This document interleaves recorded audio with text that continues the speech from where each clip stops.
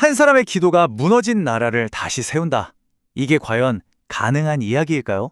오늘 우리는 역사상 가장 강력하고 또 가장 전략적인 기도 중 하나를 깊이 들여다보려고 합니다. 자, 저와 함께 시간여행을 한번 떠나보시죠. 시간은 기원전 445년, 장소는 당시 세계 최강 배국이었던 페르시아 제국의 심장부, 바로 수도 수사입니다. 바로 이 제국의 심장부에 뭐랄까, 세상적인 성공의 정점에 서 있던 한 남자가 있었습니다. 바로 오늘 이야기의 주인공이죠. 이 남자의 이름은 바로 느헤미야입니다. 그런데 이 사람이 그냥 평범한 유대인 관료가 아니었어요. 그의 자리는 정말 특별했습니다. 자, 보시면 그의 직책이 술관원이라고 되어 있죠. 이걸 그냥 술 따르는 사람 정도로 생각하시면 절대 안 돼요. 이건요, 왕의 목숨을 독살 위협에서 지키는 말 그대로 최후의 보루였습니다. 그러니까 왕이 가장 신뢰하는 핵심 측근 중에 측근이었다는 거죠. 어마어마한 권력과 영향력을 가진 자리였어요. 그런데 어느 날 이 평화가 깨집니다. 무려 1500km나 떨어진 그의 고향에서 어떤 소식이 들려오거든요. 바로 여기서부터 모든 이야기가 시작됩니다. 느헤미야의 형제가 찾아와서 전한 소식이었는데요. 예루살렘에 남아있던 동포들이 정말 끔찍한 환란과 능력을 당하고 있다는 그야말로 충격적인 보고였습니다. 이게 그냥 성벽이 무너졌네 하는 단순한 건축 문제가 아니었어요. 생각해보세요. 예루살렘이 파괴된 지 무려 140년이나 지났는데 아직도 폐허 상태라는 겁니다. 성벽이 없다는 건 그냥 위험하다는 걸 넘어서서 도시로서의 지위도, 자존심도 모든 걸 잃어버렸다는 뜻이었죠. 정체성과 안보, 영적인 위기가 한꺼번에 닥친 거예요. 근데 더 최악은 뭐냐면 예전에 성벽을 다시 지으려던 시도가 있었는데 그걸 막은 사람이 바로 지금 느헤미야가 섬기는 아닥사스다 왕 자신이었다는 거죠. 완전 절망적인 상황이죠. 자, 이런 절망적인 소식을 들었을 때 보통 사람이라면 어떻게 반응할까요? 당장 달려가거나 분노하거나. 하지만 느헤미야는 달랐습니다. 그의 첫 반응은 즉각적인 행동이 아니었어요. 훨씬 더 깊고 전략적인 것이었습니다. 기록을 보면 그가 이 소식을 들은 게 기슬로월인데 왕 앞에 나아간 건 니산월이에요. 계산해보면 무려 넉 달입니다. 넉 달 동안 그는 대체 뭘 했던 걸까요? 이게 그냥 손 놓고 기다린 시간이 절대 아니었습니다. 이 넉 달은요, 정말 치열하고 강렬한 영적이면서도 동시에 아주 전략적인 준비 기간이었습니다.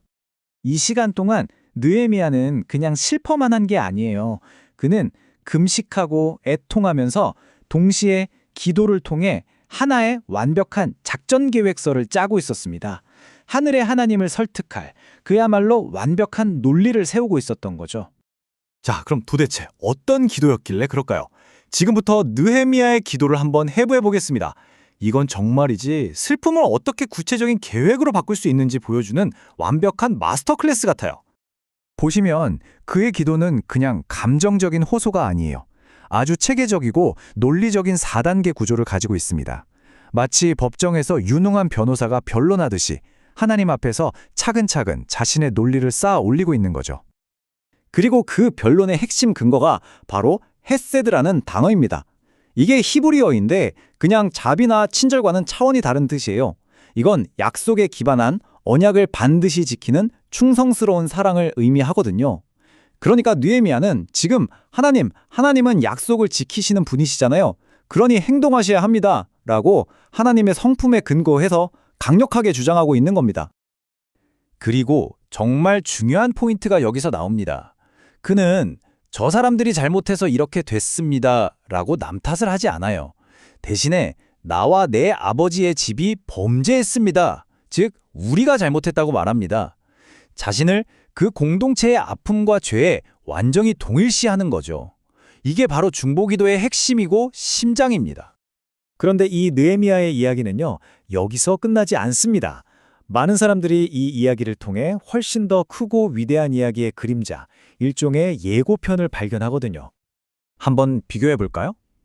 느헤미야는 페르시아 궁전의 모든 편안함과 영광을 버리고 자기 백성에게 가기로 결심했죠. 이건 마치 하늘의 모든 영광을 버리고 이 땅에 오신 예수 그리스도의 모습을 떠올리게 합니다. 수치 가운데 있는 백성을 위해 스스로를 낮춘 모습에서 많은 사람들은 신약 성경에 나오는 그리스도의 자기 비움의 그림자를 보는 거죠. 심지어 그의 직책, 술관원도 새로운 의미를 갖게 됩니다. 술관원은 왕을 대신해서 독이 들었을지도 모르는 잔을 마실 위험을 감수하는 사람이잖아요. 그런데 예수님은 어떠셨죠? 우리 인류가 마셔야 할 그 하나님의 진노의 잔을 확실하게 그리고 기꺼이 대신 마셨습니다.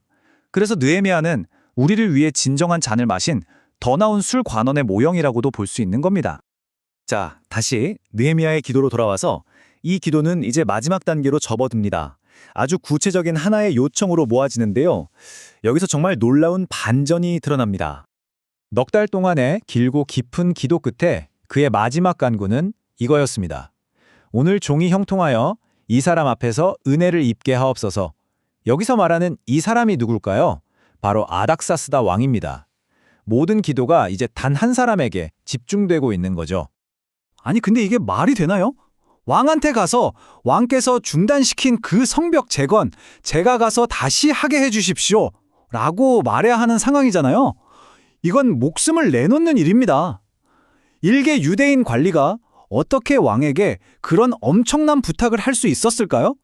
그런데 그 해답이 정말 소름 돋게도 느헤미야 1장의 맨 마지막 구절에 나옵니다. 열쇠는 처음부터 바로 느헤미야 자신의 손에 쥐어져 있었어요. 그 마지막 구절이 뭔지 아세요? 그때 내가 왕의 술관원이 되었느니라. 바로 이겁니다. 왕에게 나아갈 방법이 뭐냐고요? 바로 그가 왕의 술관원이라는 사실 그 자체였던 거죠. 이 이야기의 핵심은 바로 여기에 있습니다.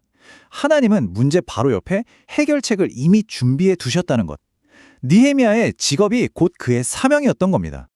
자, 이 이야기는 오늘 우리에게 마지막으로 이런 질문을 던집니다.